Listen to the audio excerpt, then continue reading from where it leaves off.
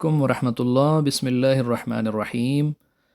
आज से जी हम पेडागॉजी की एक सीरीज़ स्टार्ट करने जा रहे हैं जिसमें हम इम्पोर्टेंट जो चैप्टर्स हैं पेडागॉजी के, जो मुख्तलिफ़ टेस्ट्स के हवाले से इम्पोर्टेंट हैं, उनको क्लियर करने की कोशिश करेंगे। और हमारा तरीक़ाकार ये होगा कि न सिर्फ़ एमसीक्यूज़ पे ही हम फोकस नहीं करेंगे, बल्कि हर एमसीक्यूज़ के साथ जो कॉन्सेप्ट है और जो एक्सप्लेनेशन है वो भी हम साथ करेंगे और एक कॉन्सेप्ट बिल्ड करने की कोशिश करेंगे। तो चलिए जी स्टार्ट करते हैं। पहला हमारा चैप्टर है यूनिट नंबर 1 और इंट्रोडक्शन टू पेडागॉजी। ये किससे रिलेटेड है? पेडागॉजी की जो बेसिक इंट्रोडक्शन है उसके हवाले से जो कंसेप्ट्स हैं छोटे छोटे, उससे ये रिलेटेड है। तो इस चैप्टर का ये पार्ट फर्स्ट है। तो देखिए पहला एमसीक्यूज़ ये कह रहे हैं जी कि द वर्ड पेडागॉजी मीन्स, ये जो पेडागॉजी का वर्ड है इसका मतलब क्या है। तो देखें मुख्तलिफ ऑप्शंस दिए हुए हैं, तो इसका मतलब जो है ना वो क्या है? To lead the child. To lead the child, इसका आंसर जो है वो क्या है? To lead the child. यानी ऑप्शन बी जो है आपका क्या है? करेक्ट ऑप्शन है। और इसकी वजह क्या है जी? ऐसे क्यों? टू लीड द चाइल्ड ही क्यों है? टू गाइड द चाइल्ड या टू एजुकेट द चाइल्ड क्यों नहीं है? तो देखिए नीचे एक्सप्लेनेशन में पूरी बात आपको क्या की हुई है? एक्सप्लेन की हुई है कि the term pedagogy originates from the Greek word paidagogos. इस तरह का कोई वर्ड है, ग्रीक वर्ड है ये, और इसका मतलब ही क्या है? To lead the child. तो इसका माना ही क्या है? लफ्सी माना ही इसका क्या है? To lead the child. It refers to the art and science of teaching. लाजमी बात है, जिस प्रोसेस में आप बच्चे को लीड करते हैं उसको क्या कहा जाता है? टीचिंग कहा जाता है। तो टीचिंग की जो आर्ट है और साइंस है इसको क्या कहा जाता है? पेडागॉजी कहा जाता है। ठीक है जी। नेक्स्ट एमसीक्यूज़ है pedagogy is the study of. तो देखिए पेडागॉजी में क्या स्टडी करते हैं आप लोग? तो पेडागॉजी में स्टडी की जाती है जी किसकी? टीचिंग मेथड्स की। तो ऑप्शन सी जो है वो क्या है? करेक्ट ऑप्शन है। नीचे आंसर भी लिखा हुआ है, आंसर सी इसका ऑप्शन ठीक है। टीचिंग मेथड यानी pedagogy is the study of teaching methods. इसकी एक्सप्लेनेशन एक दो लाइनों में दी हुई है, देखें। Pedagogy focuses on the methods and strategies used in teaching to enhance learning. Pedagogy का मकसद ही क्या है? कि वो कौन से मेथड्स हैं या स्ट्रेटजीज़ हैं जो यूज़ किए जाएं टीचिंग के अंदर, जो इस्तेमाल किए जाएं टीचिंग के अंदर, ताकि जो लर्निंग का प्रोसेस है, यानी बच्चे को जो समझाना है या सिखाना है, ये प्रोसेस क्या हो सके? इम्प्रूव हो सके, इन्हेंस हो सके, बेहतर हो सके। उसके बाद एमसीक्यूज नंबर 3 है पेडा। ये पेडागाजी में जो पेडा वर्ड है इज़ डिराइव्ड फ्रॉम ग्रीक। ये यूनानी ज़बान से लिया गया है। इसका माना क्या है?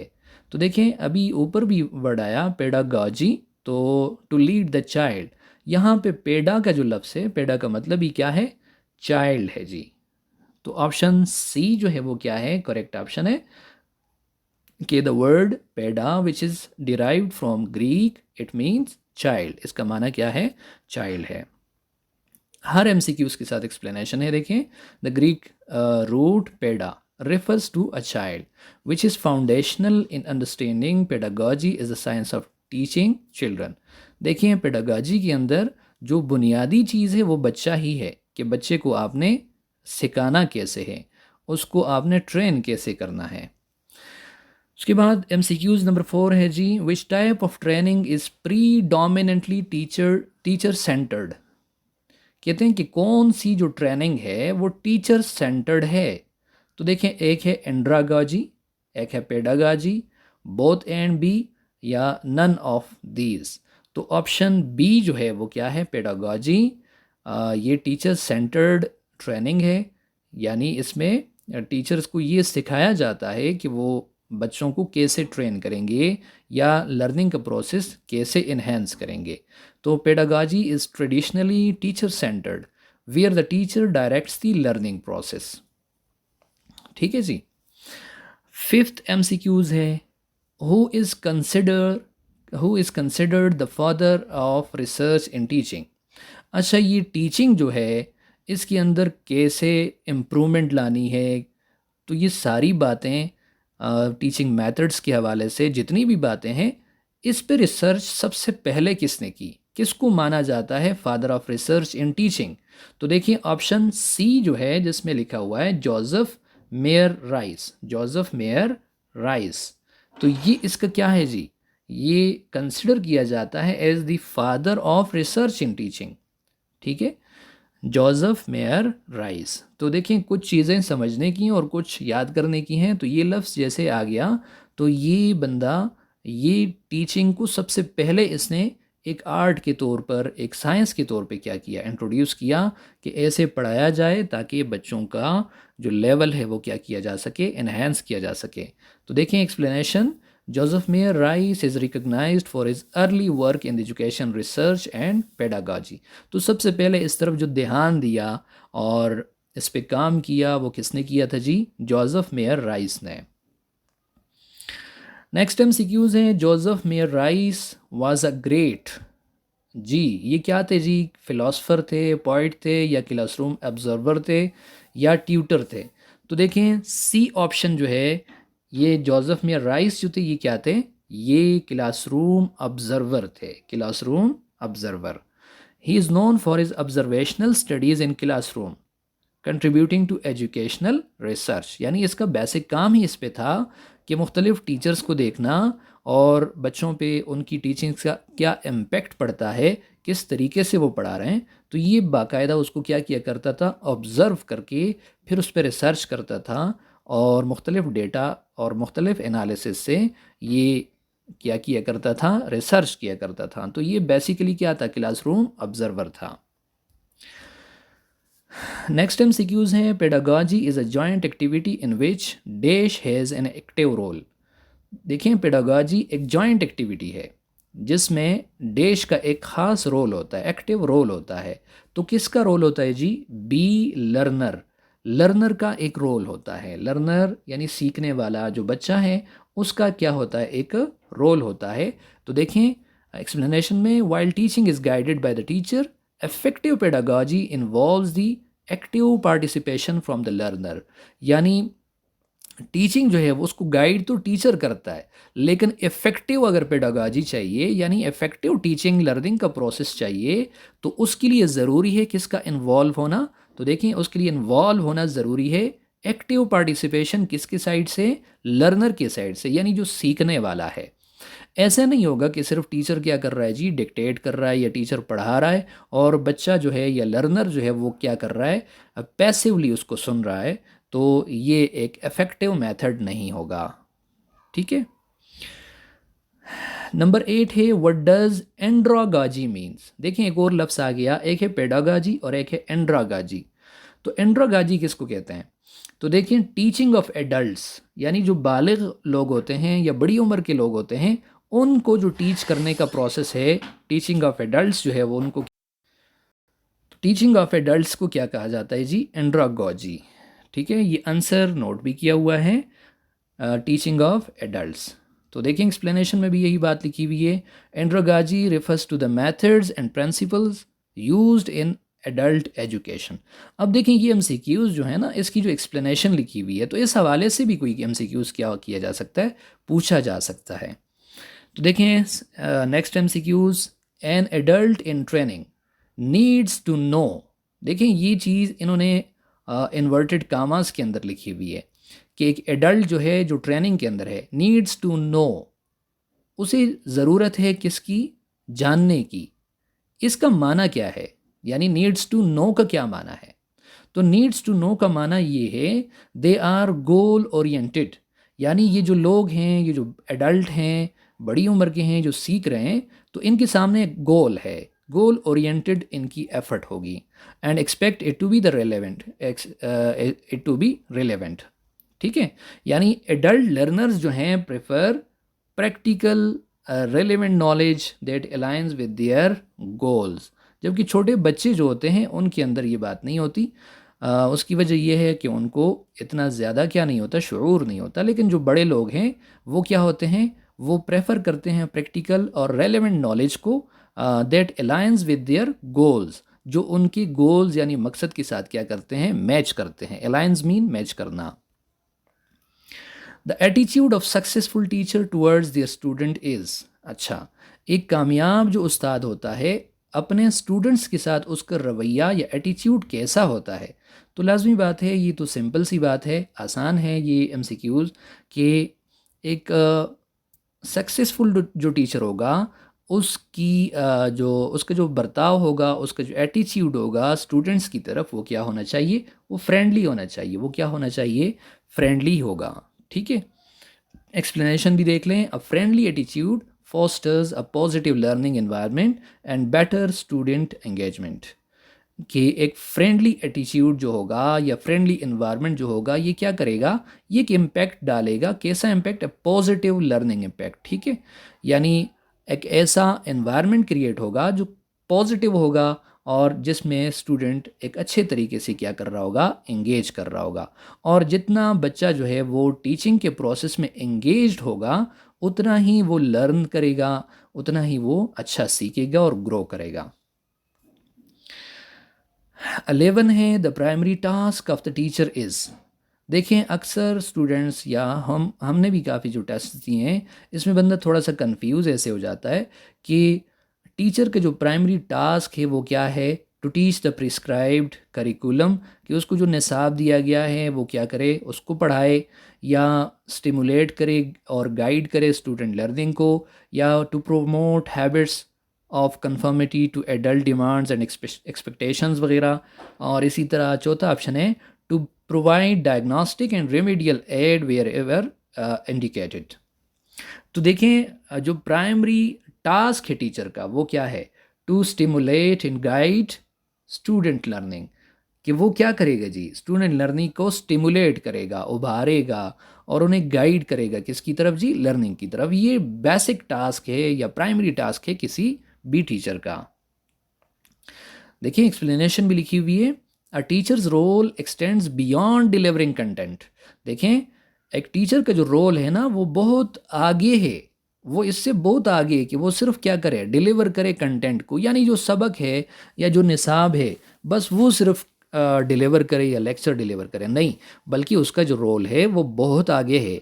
They must engage students in meaningful learning, कि वो क्या करेगा, स्टिमुलेट करेगा, गाइड करेगा और स्टूडेंट्स को एक मीनिंगफुल लर्निंग की तरफ क्या करेगा, लेके जाएगा। ठीक है, एमसीक्यूज नंबर 12 है जी, the most important work of a teacher is. देखें, ये उसके साथ रिलेटेड ही है लेकिन थोड़ा सा फ़र्क है कि किसी भी टीचर का जो सबसे इम्पोर्टेंट वर्क है वो क्या है।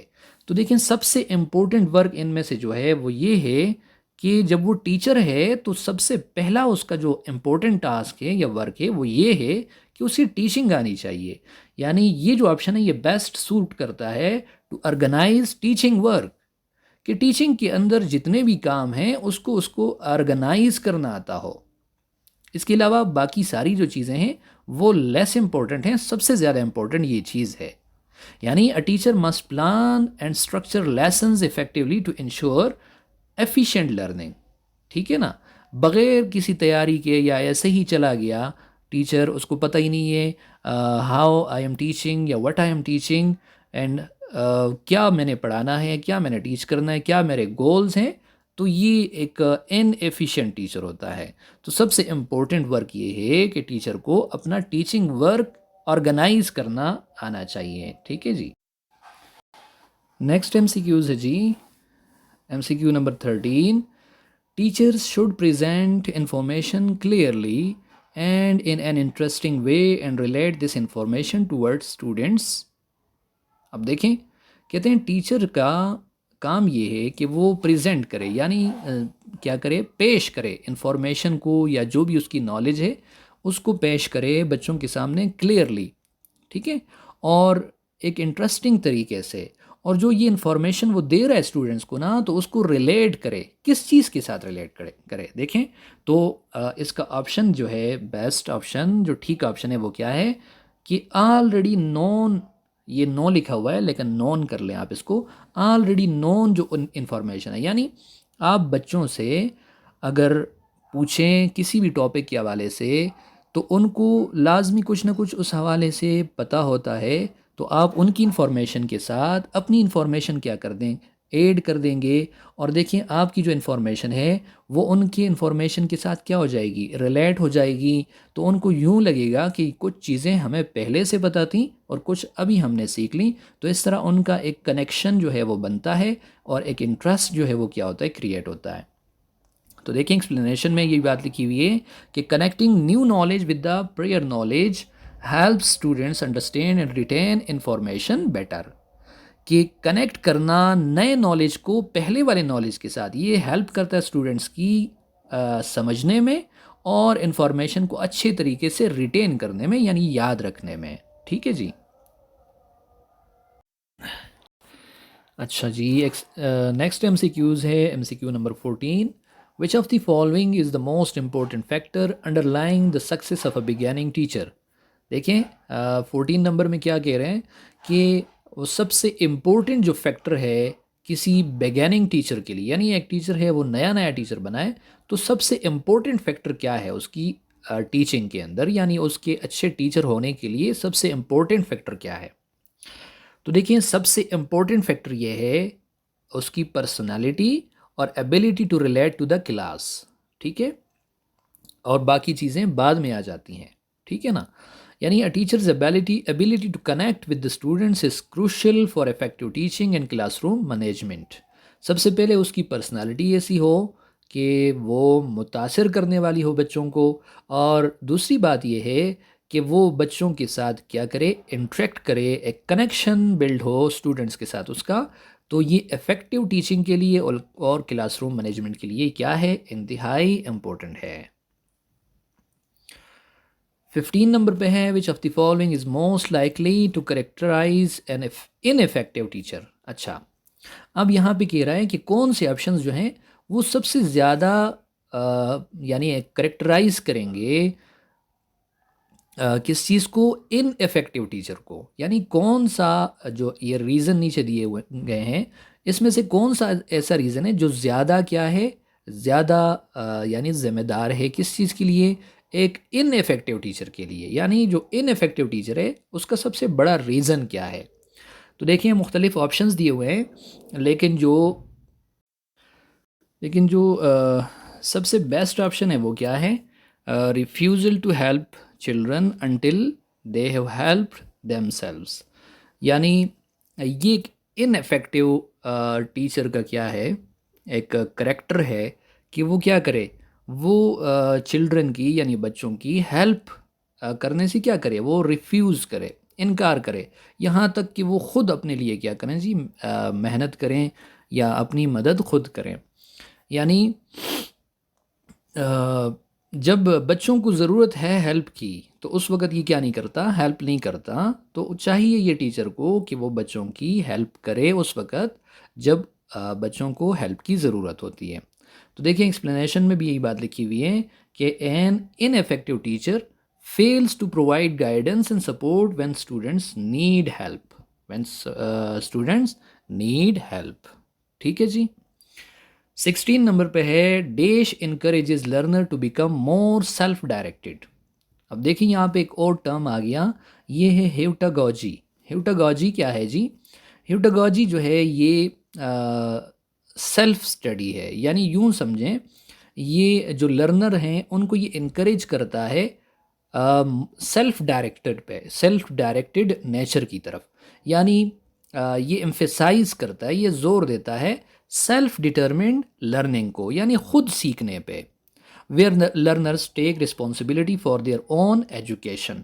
और देखें इसके बारे में ये जहन में रख लें कि ह्यूटागॉजी जो है ये एक लाइफ लॉन्ग प्रोसेस है, क्योंकि पूरी ज़िंदगी बंदा कुछ नया सीखता है, कुछ कम्प्लेक्स सिचुएशंस का शिकार होता है और वो सीखता जाता है। और हाँ, कोई ऐसा उसके लिए गाइड करने वाला हो सकता है जो मुख्तलिफ सिचुएशन में उसको क्या करे, गाइड करे।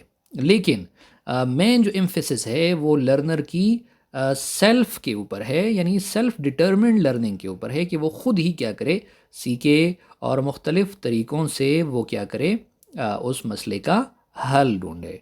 ठीक है। 17 जो है वो भी इसी तरह है, देखें, इज़ सेल्फ डिटर्मिनेंट लर्निंग, तो ये क्या है जी, अभी हमने देख लिया, ठीक है। और 18 जो है वो क्या है, लर्नर्स आर प्रॉब्लम फाइंडर्स, जो सीखने वाले हैं वो क्या हैं, वो प्रॉब्लम फाइंडर्स हैं। And help determine the root of learning, ये किसके बारे में है, यानी ये किस कंसेप्ट के साथ ये रिलेटेड है, तो ये ह्यूटागोजी के साथ रिलेटेड है कि लर्नर्स जो हैं वो क्या हैं, प्रॉब्लम फाइंडर्स हैं, कि वो मसाइल खुद तलाश करते हैं, खुद सिचुएशन जो हैं वो क्या करते हैं, हैंडल करते हैं, और उसके लिए क्या करते हैं जी, हल तलाश करते हैं। तो ये किसका कंसेप्ट है, ये ह्यूटागोजी का कंसेप्ट है। और देखिए एक्सप्लेनेशन में लिखा हुआ है, इन ह्यूटागोजी लर्नर्स आइडेंटिफाई प्रॉब्लम्स देमसेल्व्स, कि ह्यूटागोजी के अंदर लर्नर्स जो हैं वो खुद ही मसाइल को क्या करते हैं, आइडेंटिफाई करते हैं, and take control of their learning process, और जो लर्निंग का प्रोसेस है उसको खुद क्या करते हैं, कंट्रोल करते हैं। अच्छा, 19 है, the role of a teacher is a coach, as a coach fosters collaboration and curiosity, this is called, तो टीचर का एक किसकी तरह काम करना, कोच की तरह, और कैलिब्रेशन और क्यूरोसिटी को क्या करना, क्रिएट करना, ये किसके अंदर आता है, तो ये सब के अंदर आता है, ठीक है। वो पीरोगाजी हो, ह्यूटागोजी हो, एंड्रोगाजी हो, तो सब के अंदर टीचर का रोल एक कोच की तरह होता ही है। अब यहाँ पे एक टर्म आई है, देखिए, पीरोगोजी, तो यहाँ पीयर या पीरोगोजी के अंदर ये जो लफ्ज़ है, ये किसकी तरफ वो करता है जी, इशारा करता है किसकी तरफ, विद इन ग्रुप, यानी कुछ स्टूडेंट्स जो हैं या लर्नर्स जो हैं वो ग्रुप के अंदाज में क्या करें, लर्निंग का प्रोसेस करें। और ह्यूटागोजी क्या है, ये तो हमने अभी देख लिया। एंड्रोगोजी ऊपर हमने देख लिया था। ये किसको कहते हैं, टीचिंग ऑफ एडल्ट्स, यानी जो बड़े लोग हैं उनको पढ़ाने का जो मेथड है उसको क्या कहते हैं, एंड्रोगोजी।